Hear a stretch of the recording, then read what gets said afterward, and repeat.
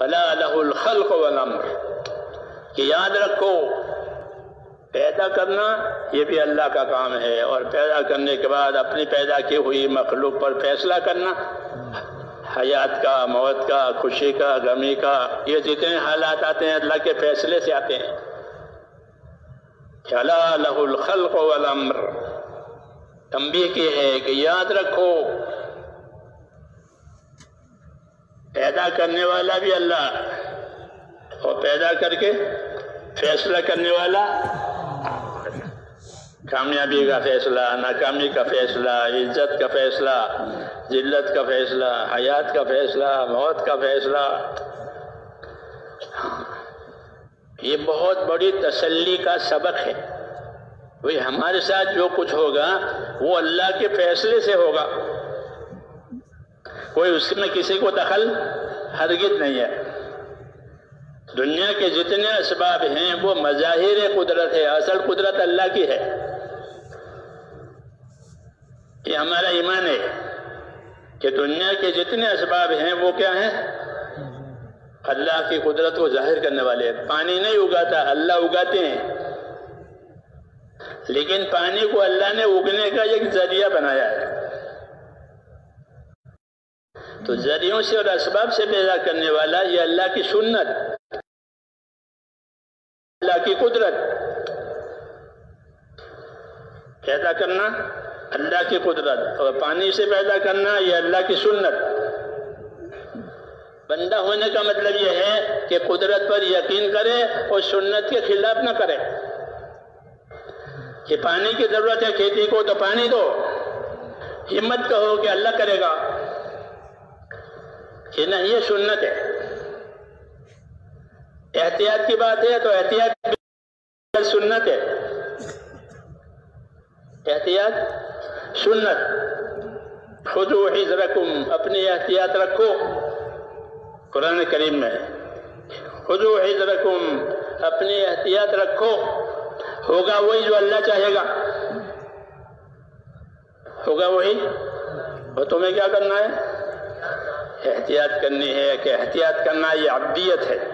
بندہ بننے کا مطلب یہ ہے کہ احتیاط کرے تاکہ نافرمانی نہ ہو جاوے اور حد سے آگے نہ بڑھ جاوے۔ کہ بندہ ہے، بشر ہے، انسان ہے، اس کے ساتھ انسانی ضرورتیں بھی لگی ہوئی ہیں، دوسری چیزیں بھی لگی ہوئی ہے۔ اس لیے ہوتا ہے قدرت سے، اللہ ظاہر کرتے ہیں اسباب سے۔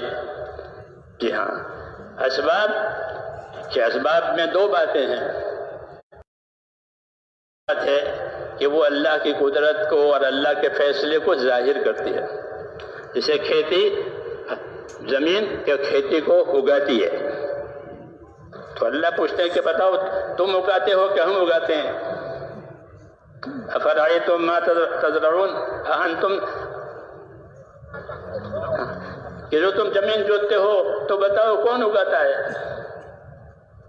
کون اگاتا ہے؟ کہ اللہ اگاتے ہیں۔ خالی زمین جوتنے سے نہیں ہوتا، بلکہ اللہ اگاتے ہیں اس کے پیچھے۔ تو جن اسباب کو لینے کا اللہ نے حکم دیا ہے ان اسباب کو لینا، یہ سنت، یہ سمجھ کر کے کہ یہ اللہ کی سنت ہے۔ اور باقی ان اسباب کے بعد کیا ہوگا؟ کہ جو اللہ چاہے گا وہ ہوگا۔ اللہم انت الاول فلیس قبلک شیء وانت الاخر فلیس بعدک شیء، کہ اللہ اول ہے، اس سے پہلے کوئی نہیں، اللہ آخر ہے، اس کے بعد کوئی نہیں۔ تو اول اور آخر صرف اللہ تعالیٰ کے ہاتھ میں ہے اور کسی کے ہاتھ میں نہیں ہے۔ مبدا ہو، معاد ہو، یہ سب اللہ تعالیٰ کے ہاتھ میں ہے۔ یہ ہم کو ایمان سکھایا ہے۔ لا الہ، ایک اللہ ہے، وہ کرنے والا ہے، اس کی کائنات ہے، اس نے بنایا ہے۔ ہاں، اس لیے کائنات میں بسنے والے انسان کی ذمہ داری سب سے بڑی یہ ہے کہ وہ اپنے پروردگار کو ناراض نہ کرے۔ إِن لَمْ تَكُنْ سَاخِطًا عَلَيَّ فَلَا أُبَالِي، حضور صلی اللہ علیہ وسلم طائف میں کہہ رہے، طائف میں بہت تکلیف آئی، لیکن کوئی بات نہیں، یہ ساری تکلیف اللہ تیرے راستے میں ہے۔ ہاں، لیکن تو ناراض نہ ہو تو پھر مجھے اس کی کوئی پرواہ نہیں ہے. ان لم تکن ساخطا علی فلا ابالی غیر ان عافیتک اوسع لی. یہ بشریت ہے کہ تو ناراض نہیں ہے پھر مجھے کسی چیز کی پرواہ نہیں ہے، کسی تکلیف کی پرواہ نہیں ہے، کسی نقصان کی پرواہ نہیں. باقی اللہ تو جانتا ہے کہ میں انسان ہوں، میں تو تیری عافیت کا بھی محتاج ہوں. یہ سنت کہ میں تو تیری عافیت کا بھی محتاج ہوں. تو حضور صلی اللہ علیہ وسلم نے اس دعا میں اپنی بشریت بھی بتائی اور اپنی عبدیت بھی بتائی، اپنی عبدیت بتائی کہ میں تیرے حکموں کا ذمہ دار ہوں. اس ذمہ داری پوری کرنے میں کچھ بھی ہو جائے مجھے اس کی پرواہ نہیں ہے، باقی تو ناراض نہ ہو بس. باقی یہ بات ہے کہ میں انسان ہوں، میں کوئی زوراور نہیں ہوں، بندہ ہوں، بشر ہوں، انسان ضعیف پیدا ہوا ہے، اس لیے عافیت بھی مجھے ضرورت ہے آپ کی. یہ کہا غیر ان عافیتک اوسع لی.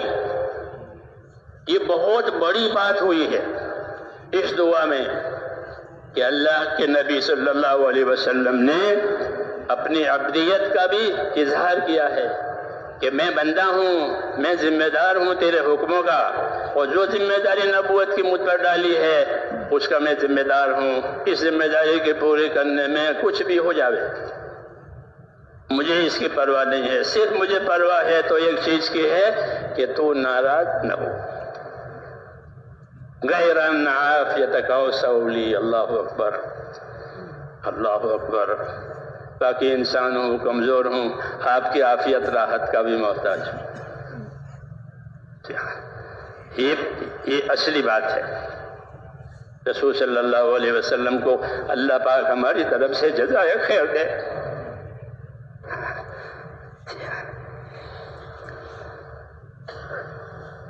تو میں نے کہا کہ ہمارے اوپر اللہ کی طرف سے ذمہ داریاں ہیں، اور اللہ کی مدد اتنی آئے گی جتنی ذمہ داری پوری کی جائے گی. طاقتیں اور صلاحیتیں الگ الگ ہیں، 5 انگلیاں ایک سی نہیں پیدا ہوئی ہے. بندوں کی صلاحیتیں اور ان کی طاقتیں الگ الگ ہیں، کم زیادہ. اس لیے سب کو ایک لاٹھی سے نہیں ہانکا ہے، بلکہ ذمہ داری دی ہے. کیا ذمہ داری دی؟ تو ایک قاعدہ کلیہ بتایا. کیا بتایا؟ ایک قاعدہ کلیہ. فرمایا علیکم بما تطیقون، علیکم بما تطیقون. یہ بتایا کیا مطلب ہے اس کا؟ اس کا مطلب یہ ہے کہ تمہارے پاس جتنی طاقت ہے اتنا تو ضرور کرو. علیکم کا مطلب یہ ہے، علیکم لزوم کے لیے عربی زبان میں. عربی زبان میں علیکم اس کے معنی لازم ہے. زمانوں سے کہا کہ شادی نہیں کر سکتے ہیں تو روزے کرو، علیکم بالصیام، تو علیکم کا روزہ تو ضرور رکھو تاکہ زمانے کی شرارت سے محفوظ ہو جاؤ. تو وہ علیکم میں لزوم ہوتا ہے. تو فرمایا علیکم بما تطیقون، تمہاری جتنی طاقت ہے اپنی ذمہ داریوں کے پورا کرنے کی، خدمت کرنے کی، نصرت کرنے کی، عبادت کرنے کی، اتنا تو ضرور کرو. علیکم بما تطیقون، اس سے زیادہ نہیں. کتنی طاقت ہے اللہ خوب جانتا ہے. پھر اللہ کی ایک سنت یہ ہے کہ طاقت سے بڑھ کر ذمہ داری اللہ ہم پر نہیں ڈالیں گے. یہ بھی ہے طاقت سے بڑھ کر کہ ہماری ایک چیز کی ہمارے طاقت نہیں ہے تو وہ ذمہ داری اللہ ہم کو نہیں دیں گے کہ ان میں طاقت نہیں ہے. بلکہ جتنی طاقت گھٹے گی اتنی ذمہ داریوں میں آسانیاں آئے گی. کہ وضو نہیں کر سکتے کہ تیمم کر لو، وضو نہیں کر سکتے، پانی نقصان دیتا ہے، یا پانی ہے ہی نہیں، یا پانی حاصل کرنا مشکل ہے، تو ان عوارض میں اور ان حالات میں کیا آسانی. یرید اللہ بکم اليسر، اللہ کا ارادہ تمہارے ساتھ آسانی کا ہے، دشواری کا ارادہ ہی نہیں ہے. ٹھیک ہے، دشواری کا ارادہ ہی نہیں ہے. پھر جو دشواری نظر آتی ہے وہ کیا ہے کہ وہ اللہ کی حکمت ہے. کیا ہے؟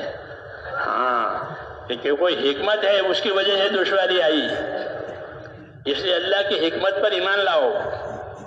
جیسے کیوں کہ اللہ حکیم ہے، جو کام کرے گا اللہ پاک وہ اپنی حکمت سے کرے گا.